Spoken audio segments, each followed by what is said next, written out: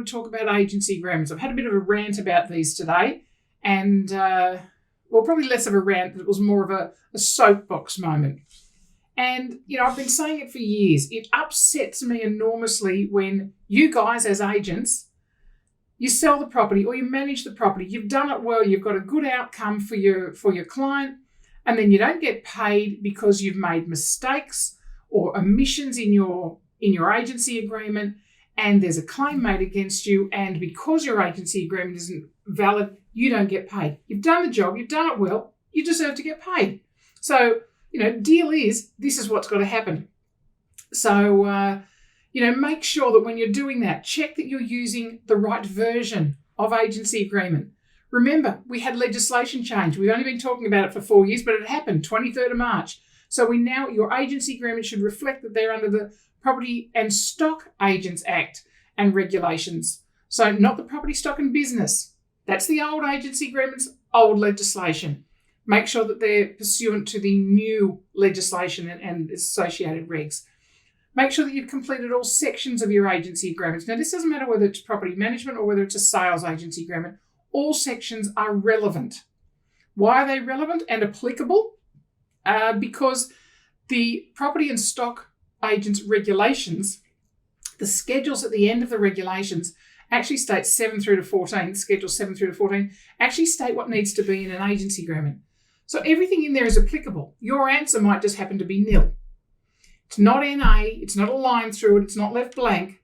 It needs to be, you've considered this issue, your answer is nil. If it's about rebates, discounts and commissions, if it's that section, you might think, oh, I always write nil in here. I wish it wasn't in the agency agreement. Well, you can wish that, but it's always going to be in every agency agreement, no matter which agency agreement you use, because it's in the regulations that it needs to be in your agency agreement. So don't fight what's in there. Just make sure you fill it in correctly. There's the need to fill in the loose fill asbestos questionnaire. So, getting your vendor to participate in that, or at least get instructions around that. Most companies that sell you agency agreements have a pro forma. It's a one-pager. It's a no-brainer to fill it in and actually get some real signed instructions from your vendor, from your landlord about how this is going to be dealt with. Make sure that if it's a sales agreement that you're giving the consumer education guide. If it's a managing agency agreement, that you've got an acknowledgement in relation to the landlord information statement, that you've sent it and the landlord is sending back that they acknowledge that they have read and understood what that is about. If it happened to be, you go down into other agreements such as your residential tenancy agreement or your lease, making sure that the tenant's been given the tenant information statement. So just making sure that all of those associated additional documents become a part of the agreements that you are signing. One of the big things is making sure that if you are an assistant agent or you have assistant agents within your office, that, remember, they actually can't hold a principal, so a property owner, a vendor, a landlord, to an agency agreement and for it to be valid. They can go out, they can do the initial inspection, they can fill in the agency agreement or the managing agency agreement. It needs to come back to the office, it needs to be countersigned by a licensed agent, and then it needs to be sent back to your principal, okay, so to the property owner. So make sure that within your agencies you've got a process for that. In essence, it's kind of extending your cooling off period probably by a day, or really however long it takes you to get that agency agreement back to your property owner.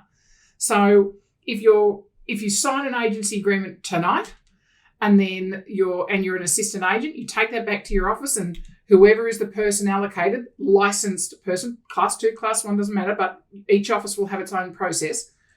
Make sure that person signs that off, and then tomorrow you might email that back. Then your cooling off period won't start till tomorrow. So rather than your cooling off period finishing at 5 o'clock tomorrow, it'll finish at 5 o'clock on Friday. Okay, so it's the one business day, or inclusive of Saturdays.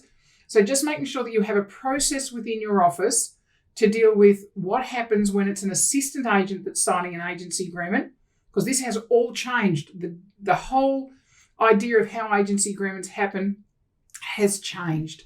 So with the change in legislation. Now, we've spent the last few months dealing with everything COVID, and have lots of people working from home, lots of people, you've been doing open homes differently, how you've been dealing with tenants and impacted tenants, and what, commercial leases and the mandatory code of conduct, everything that's surrounding all of that, and the headaches that have come to you as agents along that path. And I think a lot of us have forgotten that we actually got reforms on the 23rd of March. Please don't forget, because it's part of how you make sure that you are compliant, how you make sure that you have got valid agency agreements.